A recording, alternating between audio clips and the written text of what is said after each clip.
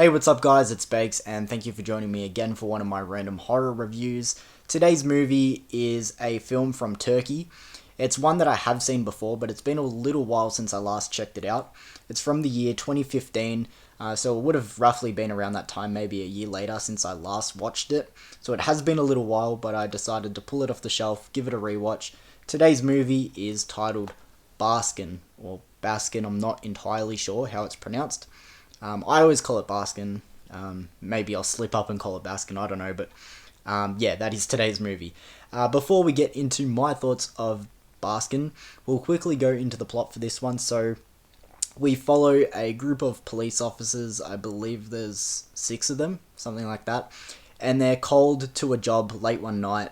On their way there, they have a few mishaps, and there's something sinister or, going on in the background that starts to unravel as we go on. But they eventually come across this abandoned building, and in this building is where they slowly start a journey into essentially hell. That's pretty much our movie here. As I said, it's been a long time since I last checked this one out. However, it's pretty much how I remembered it from my first time watching it. You'll hear a lot of people who have seen this movie sort of describe it as a Turkish version of Hellraiser, which I don't agree with. I can see what they mean, but I think there are a lot more differences to similarities between Baskin and Hellraiser. But either way, we'll quickly get into my thoughts of this movie now. Now getting into my thoughts of this movie, the first place that I want to start with is a point that I know is very nitpicky, but I want to bring up the subtitles and I guess to an extent the dialogue in this movie. Again, this is a very nitpicky point. As I said, this movie's from Turkey, so there are obviously going to be subtitles. But the dialogue is so quick in this movie that the subtitles are almost blink and you miss it.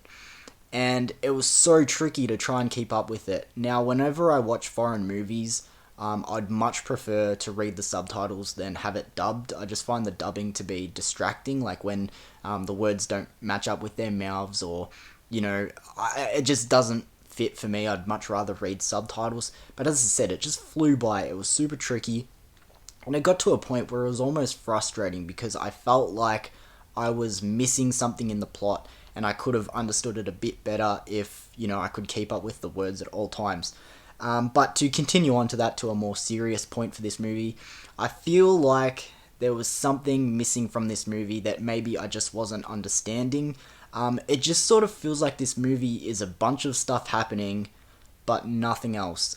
Maybe the best way to describe it is like somewhat entertaining and a twisted journey, but without a destination, if that makes sense. I do understand the plot to some extent, and what's going on. I know that the movie comes full circle by the end, that one of our characters holds much more significance than the others. But I just feel like there is something missing, or at least I think there is. Maybe the narrative is just not pushed into the plot enough. I really don't know. I know that there's something deeper going on with the rookie. I believe his name is Arda. But as I said, I feel like this movie just feels a bit empty. It feels like a lot of things going on, but no real reward, if that makes any sense. So moving on to my next point, I know that this is a movie not a lot of people have seen. It's just not very mainstream. Your casual horror fan won't come across this one and often check it out. It's just the way it is. But for those who have seen this movie, the first thing that a lot of people will bring up is how gory this movie is and how they use so much disturbing imagery in this one. And yeah, there is so much gore and so much disturbing imagery and disturbing shit going on in this one. And just a lot of what you see looks and makes you feel so dirty, and it's like almost sickening. It like makes you feel weird in the stomach. And to be fair, also some of the more brutal and effective gore that I've seen in a while.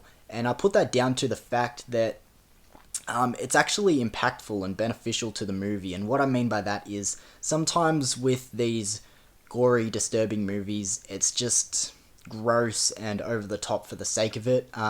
Like I did a review of Salo a few episodes ago. Go check out that review if you want to know my thoughts on it.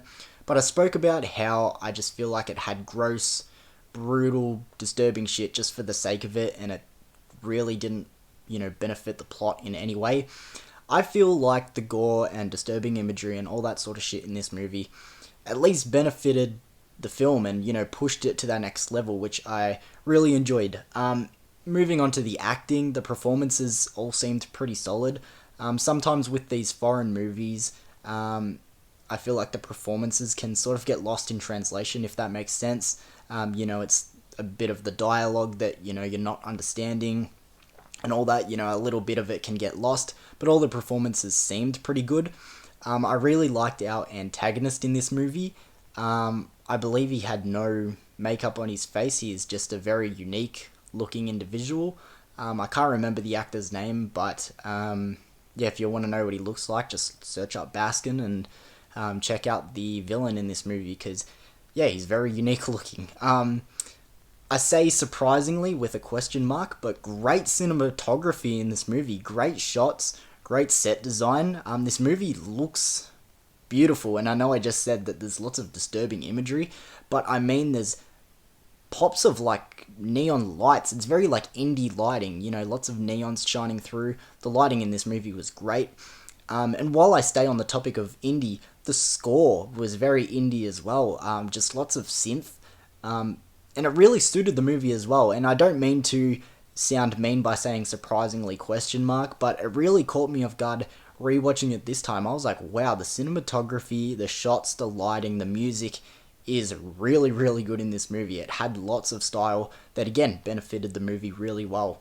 So to finish off my review and my thoughts of Baskin, as I said, I feel like the weakest part of this movie is the fact that I just feel like a lot of stuff is going on, but there's no real, like, understanding of anything deeper.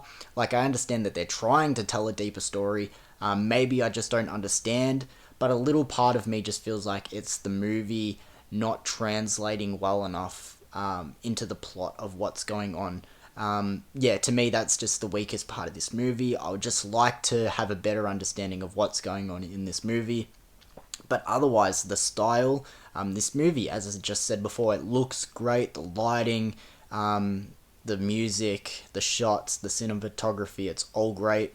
The acting seems pretty solid. The gore, the brutal imagery, it's all really, really good. But as I said, I just feel like the weak part of this movie is the plot. But for those who have seen this movie, I'd love to hear your thoughts. Moving on to my rating, as I always do, I'm going to give Baskin a 6 out of 10. Above average, enjoyable movie enough, but as I said, I just feel like the plot is the weakest part of this movie. As I said, could be a factor of me just losing something in translation, but as I said, I just feel like a little part in me says it's the movie's fault for not properly or better explaining or putting clues into what's going on into the plot. But I'm going to leave my thoughts there. As I said, this is a movie that I feel like not a lot of people have seen, which is understandable, not very mainstream. It's a foreign movie. Not a lot of people check out foreign movies nowadays, especially one from such an obscure country to mainstream audiences like Turkey. But if you have seen this movie, as I said, I'd love to hear your thoughts. As I said, I mostly hear a lot of people describe this as Turkish Hellraiser, which I don't really understand. Like, I get what they mean, but I just feel like there are more differences than similarities between those two movies. But as I said, let me know your thoughts. Thank you for joining me again for another random horror review, and I'll see you soon, guys. Peace.